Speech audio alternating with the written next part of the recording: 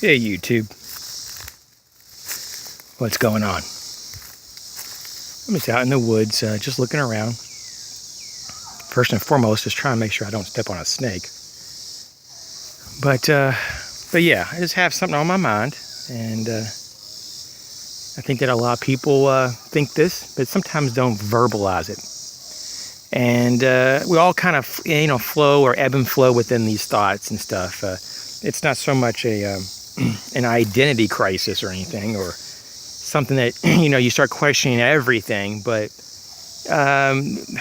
if you're someone like me that tries to purposely open up their day and give themselves a lot of free time, some people can't handle a lot of free time to do hobbies or interest, and I have a lot of different hobbies. How do you deal with that? I mean, there's a lot of people who can't, so they don't have hobbies. But those who do, and sometimes they have more low-key type of hobbies or reflective type of activities, typically have come to a conclusion at some point of what's the meaning of life. And as a prepper, though, the meaning of life can be kind of a little different than maybe a non-prepper, just because you hold so much in value to live, to life and living. And I'm not saying that people who don't prep don't, enjoy their life or nothing, but preppers go out of their way to stay alive.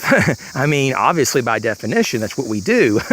We put safeguards and fail-safes everywhere, at least you should, to reduce suffering and death of yourself and family.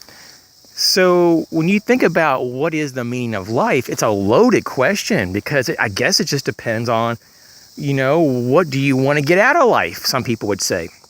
The religious people would say, well, it's to live by God's laws and to be faithful and to not sin and go to heaven if you're of that religion, or to be in nirvana if you're in that, or whatever.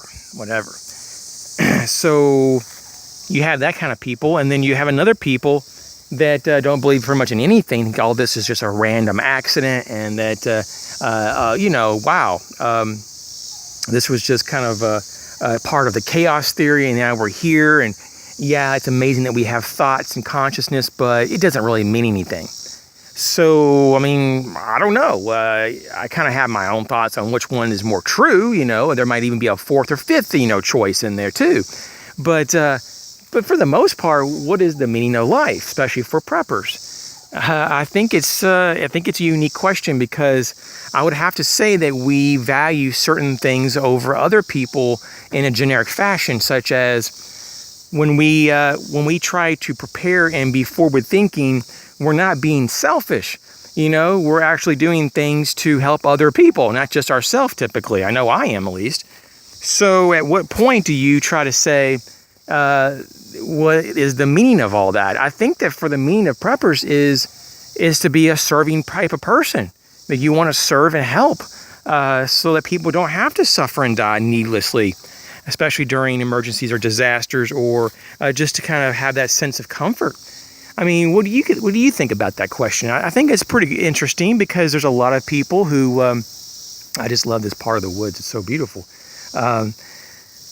I just kind of, I don't know, because there's a lot of people, I'm sure, that would probably say some of that similar stuff, like, oh, I enjoy life, and I enjoy helping and serving others. I want to be a servant of humanity, and so forth. But you get these individuals, though, that do a lot of these videos, and I don't know why this is popping up on my video requests, thinking things that they suggest, if you will. Just like I was getting a lot of those videos about Obama going to be in his third type of reign. He's going to stay in and never going to leave or something, be a dictator. Those videos are starting to trickle out, and I'm starting to get all these prophecy or videos of people saying that they've been to hell, and you got to do this and believe this or else. And it's kind of interesting, I'm definitely sure there's Christians watching this, and I'm definitely sure there's other people that don't believe in that. And so I'm not even going there. But the whole point is, though, it's like, it got me thinking about this question of, like, so many different people with so many different ideologies of what's important and what has priority, that it really varies, and even within preppers. And so I guess this is just really a personal question that can only be answered by you, and it's not a collective actually question or answer type of deal, because there is no real answer to this. besides your own for you. And that's, well, what is the most important and meaningful things to you? What do you live for? What do you define as something that you do every day, or what gets you up in the morning?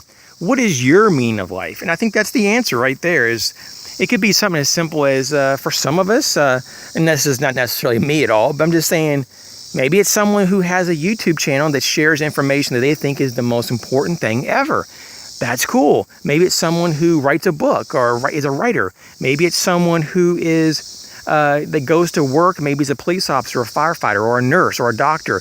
Maybe it's someone who just simply goes and collects, the garbage. It's like a garbage man or lady. And that right there in itself is fulfilling. Maybe it wouldn't be for me, but there are people who I've met in my short life that have found things that were mind-blowing. People working on ships.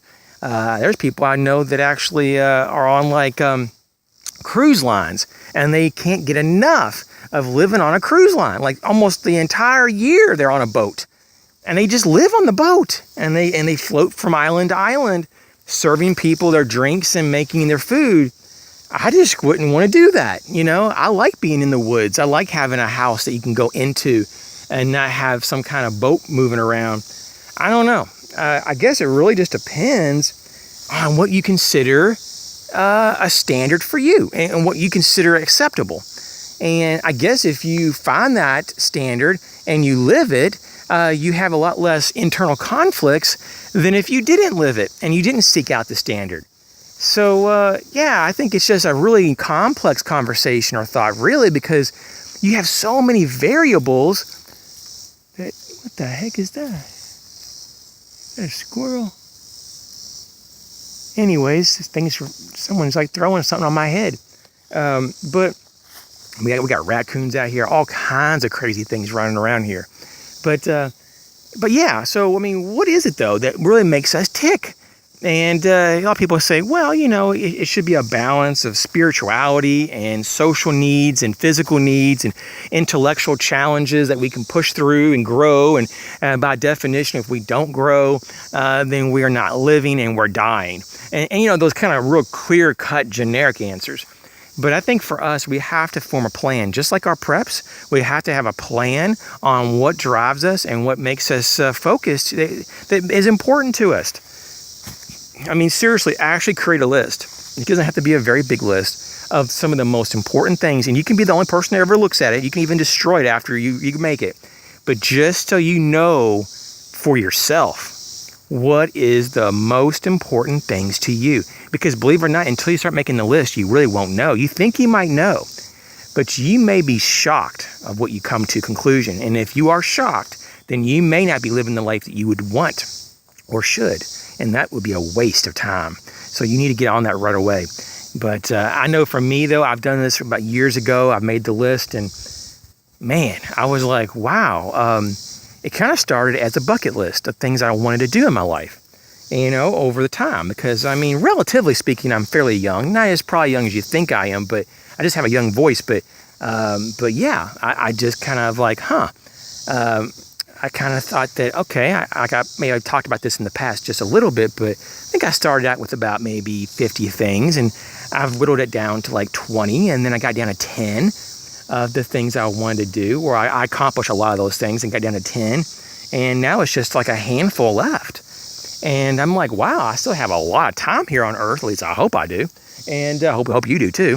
And so where does this leave us? Where does this leave us for purpose? And so I had to move away from acquiring stuff and just the act of doing things, that verb of movement, and just being busybody. But what is it that you want to actually be as a person? We all know that our jobs don't define us as a person, and most of our actions don't really define us. It's more of it's like an outward expression of us. Just like our body isn't really us. It's kind of what we embody as us. And so it's more of a conscious intellectual type of sense that we have when we say us. Some people go so far as to say it's a soul or a spirit. That's all for you to decide. But the us is really more of a non-tangible, at least in this type of a galaxy or world, or the dimensions and whatever variables that we live in.